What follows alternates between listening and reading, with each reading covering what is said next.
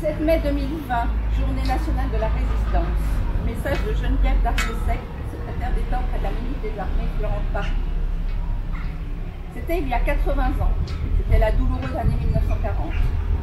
Dans l'accablement général, le nom du premier dessinait un nouvel espoir. Le général de Gaulle avait insufflé une volonté, belle mais redoutable, enthousiasmante mais périlleuse, celle du maintien en tout lieu de la France au combat, pour que, à l'heure de la victoire, ce mot se proclame toujours en français. C'était il y a 75 ans, la victoire était là. La résistance intérieure avait apporté une contribution essentielle à la libération. Les jours heureux du Conseil national de la résistance nourrissaient l'espérance des lendemains. 5 ans de lutte, de faits d'armes, de petites et de grandes actions. Un attentiste prudent devenu agent de renseignement, une convoyeuse de tracts et de journaux clandestins, un couple de passeurs à l'abnégation sans borne, un réfractaire au STO venu grossir les rangs des maquis, un jeune saboteur minant les lignes de communication de l'ennemi, un combattant de la nuit devenu insurgé au grand jour. La résistance était le courage de ces individus, issus de tous les horizons, une fraternité de combat. Elle était ses réseaux d'action, mais aussi ces grands mouvements qui préparaient et organisaient patiemment, en souterrain, le retour de la liberté dans la métropole.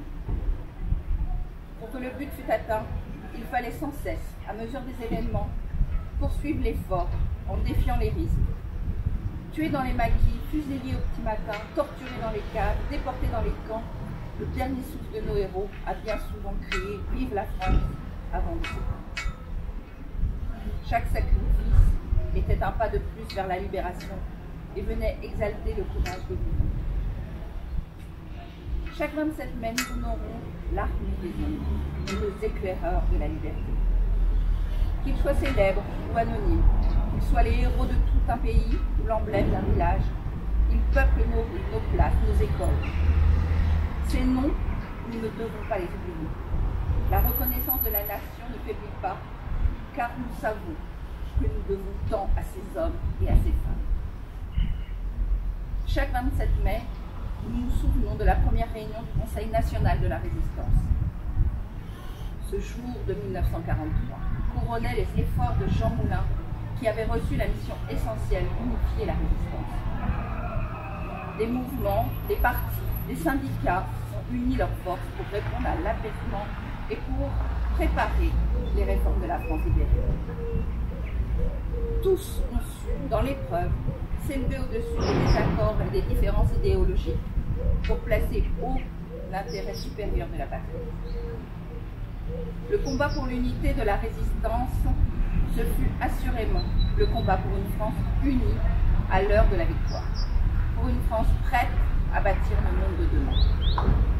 Chaque 27 mai, cette journée nationale est un appel à la jeunesse.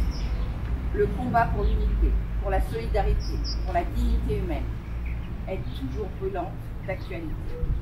Poursuivons-le.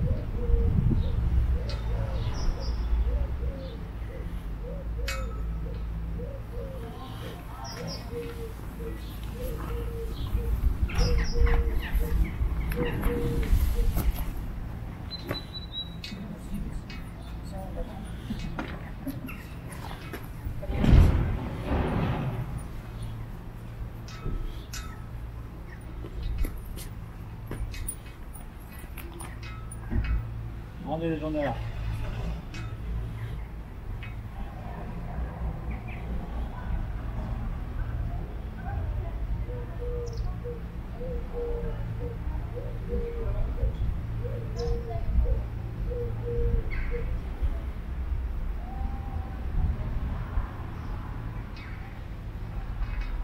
Voilà vous.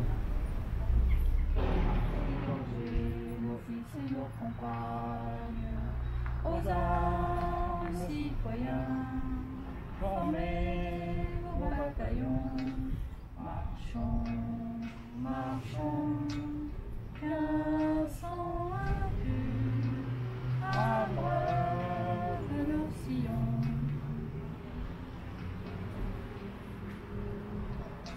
Merci.